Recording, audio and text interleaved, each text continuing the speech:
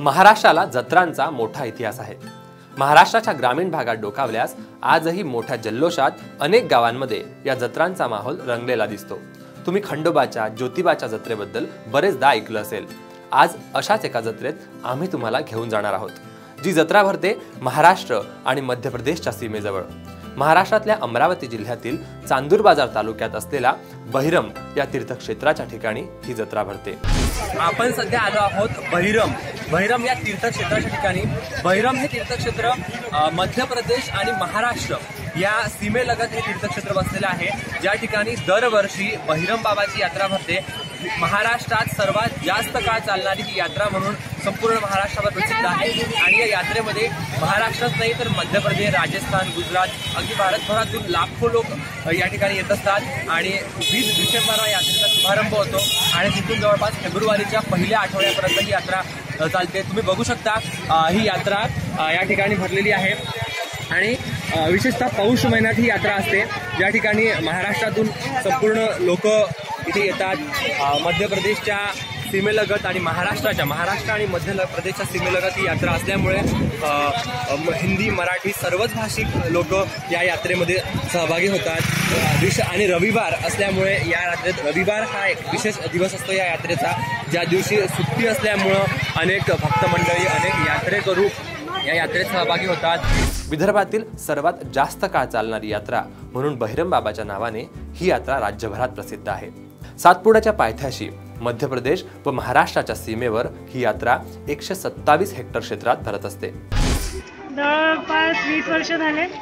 आमची श्रद्धा, आम्हाला असं वाटतं की आमचे बहिरम बाबा आमचे सगळ्या दुःखांचं निवारण करतील, त्यामुळे आम्ही श्रद्धेने आणि आमची भक्ती म्हणून आम्ही दरवर्षी इथे येतो। बहिरमबुवाचे मंदिर सुमारे 125 फूट उंचीवर आहे। येथे बहिरम बाबांची भव्य दिव्य अशी मूर्ती आहे। शेंदूर लावलेली ही मूर्ती मंदिरातील संपूर्ण गाभाऱ्यात पसरली आहे। त्याच्या शेजारी गणपतीची 8 ते 10 फूट उंच सुंदर अशी मूर्ती आहे। मंदिराच्या बाहेर दगडाचा नंदी आहे। 2-2.5 एकराच्या परिघात हे मंदिर पसरलंय। मंदिरासमोर 6 टन वजनाची एक घंटा आहे। बहिरमबुवाची सध्याची मूर्ती अत्यंत भव्य अशी आहे। आधी येथे एक सुपारी एवढा देव होता असं म्हणतात। त्यावर शेंदूर लोणी लावण्यात येत होते, त्यामुळे ही मूर्ती मोठी झाल्याचे येथील लोक सांगतात। बहिरमचा इतिहास असा आहे, जवळपास 1000 वर्षापूर्वीचं देवस्थान आहे। त्या काळात जवळपास शिवपुराणामध्ये असं सांगितलं आहे म्हणते, शिव पार्वती ज्यावेळेस लहान महादेवावर मोठ्या महादेवावर जात होते त्यावेळेस 3 दिवस मुक्काम करत होते। त्यांच्या मुक्कामाला आंघोळीसाठी पाणी पाहिजे होतं म्हणून इथून 1.5 किलोमीटर काशी तलाव आहे, तिथं काशी समुद्र काशीचं पाणी येते। त्याचं ते श्रावण महिन्यात येते आणि होळीला आटून जाते। तसं भांडे पाहिजे होते स्वयंपाकाला म्हणून त्या काळात इथं भांडे तलावाची निर्मिती झाली। इथं बाजूनच भांडे तलाव आहे पाठीमागे। जाताना त्यापैकी एका भैरवानं म्हटलं होतं का आपण इथं नेहमीच येतो, त्याच्यावर शंकरानं असं म्हटलं आहे का त्याच्यापेक्षा मी तुझी पूजे निमित्ताने आमच्या इथे वास। या ठिकाणाबाबत एक आख्यायिका आहे असं सांगतात। भगवान शंकर पार्वती एकदा प्रवास करीत असताना या ठिकाणी थांबले होते। यावेळी निसर्गरम्य असलेले हे ठिकाण पार्वतीला आवडलं। पार्वतीने शंकराला येथे दरवर्षी येण्याची गळ घातली। त्यावर शंकराने माझा एक अंश नेहमीसाठीच या ठिकाणी ठेवतो असं सांगितलं। शंकराचे रुद्ररूप असलेले हे ठिकाण भैरवाचे ठिकाण म्हणून ओळखले जाऊ लागले। भैरवाचा अपभ्रंश होऊन कालांतराने बहिरम हे नाव ओळखले जाऊ लागले। याबाबत मंदिर संस्थानाचे अध्यक्ष सुरेंद्र पाटील सांगतात। बहिरमची ही यात्रा साधारण 350 वर्षाहून अधिक काळापासून भरत असल्याचे सांगण्यात येते। यात्रेच्या स्वरूपात काळानुरूप बदल झालाय। पूर्वी अनेक सरदार मंडळी आपल्या शक्तीचं प्रदर्शन या ठिकाणी करत होते। या यात्रेचे एक विशेष म्हणजे रोडग्याचे जेवण।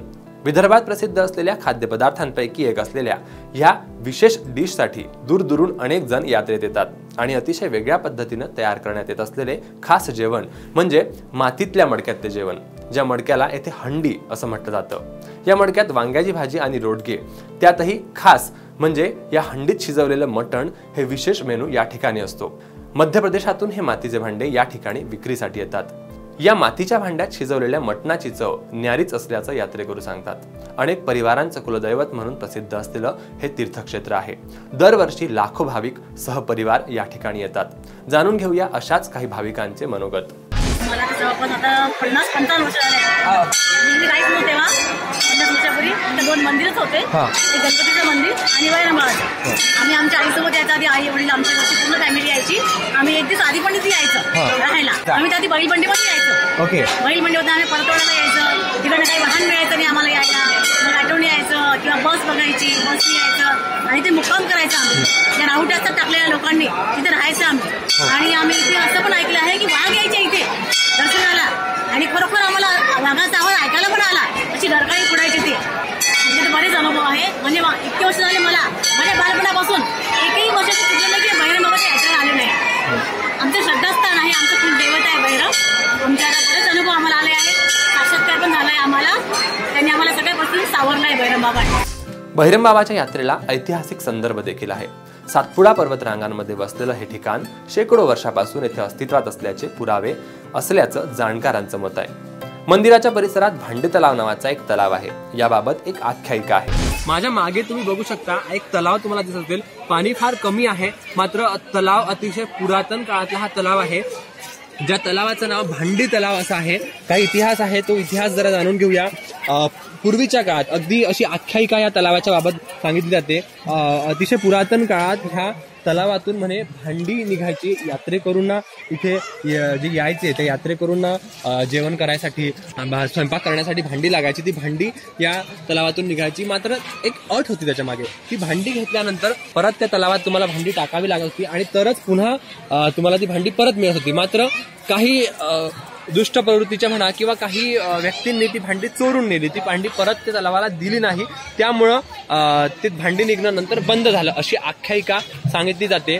विशेष म्हणजे आमचे मामा अमरावती आहेत आणि आमचे नानाजी म्हणजे आजोबा ते पण अमरावतीचे आहेत मेन. तर ते जवळपास गेल्या मागच्या 90 वर्षांपासून इथे येतात आहे आणि भैरमबाबाचं जे एवढं आम्ही ऐकलेलं आहे आणि जो आम्ही एक्सपिरियन्स घेतलेला आहे तो अप्रतिम आहे. म्हणजे सांगू शकत नाही असं. आणि जे काही ऐकलंय आम्ही म्हणजे पुराणातल्या गोष्टी म्हणा किंवा काही त्यांच्या विशिष्ट गोष्टी असतात की इथे पहिले मागे तलाव आहे या साईडला. तर तलावात म्हणे पहिले भांडे वगैरे मिळायचे, म्हणजे ऑटोमॅटिक मिळायचे. जादू प्रकारचं असं आहे ते फक्त ऐकलं आहे. पुराणातल्या गोष्टी आहे फक्त या आणि श्रद्धा आपली. पूर्वी येथे मुक्या प्राण्यांचा बळी देण्याची एक प्रथा होती. त्या विरोधात संत गाडगेबाबा यांनी लोकजागृती करून ती प्रथा बंद पाडली. भैरमबाबांच्या मंदिरात जाण्यासाठी 108 पायऱ्या आहेत. या संपूर्ण पायऱ्या बळी दिलेल्या प्राण्यांच्या रक्ताने भरून जात असल्याचा उल्लेख आहे.